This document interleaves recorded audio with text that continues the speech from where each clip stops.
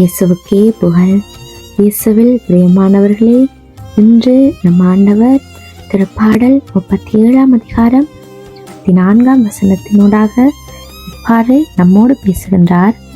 அவர்கள் வீழ்ந்தாலும் விழுந்து கிடக்க மாட்டார்கள். ஆண்டவர் அவர்களை தம் கையால் தூக்கி நிறுத்துவார்.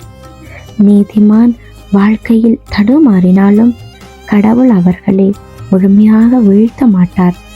ஏனெனில் கடவுள் அவரை தாங்கிக் கொள்கிறார். இந்த இறைவார்த்தை மனிதர்களின் வாழ்க்கையின் ஏற்ற தாழ்வுகளை பற்றி சிந்திக்க, தியானிக்க, அவைகளிலிருந்து நம்மை ஆண்டவர் எவ்வாறு பாதுகாக்கிறார் என்பதை தெரிந்து கொள்ள அழைத்து நிற்கிறது. நாம் அனைவரும் வாழ்க்கையில தடுமாறி விழும் தருணங்களை சந்தித்திருப்போம். தோல்வி, துன்பம், தவறு, மனச்சோர்வு, நம்பிக்கை இழப்பு ஆகிய கற்களால் நாம் தடுக்கி விழுந்து கொண்டிருப்போம். விழுவது மனிதர்களுடைய இயல்புதான். ஆனால் எழுவது ஆண்டவருடைய கிருபையால் மட்டுமே.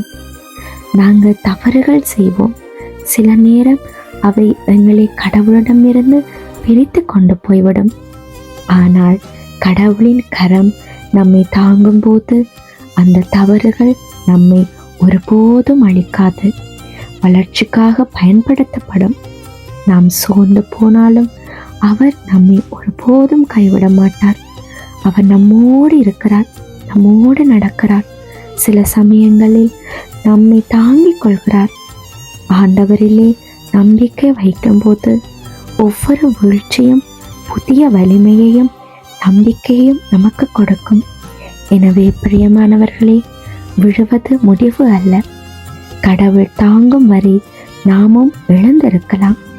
வாழ்க்கை போராட்டம் என்றாலும் கடவுளின் கையில் அமைதியும் ஆற்றலும் நிச்சயம் நமக்கு உண்டு. ஆமேன்.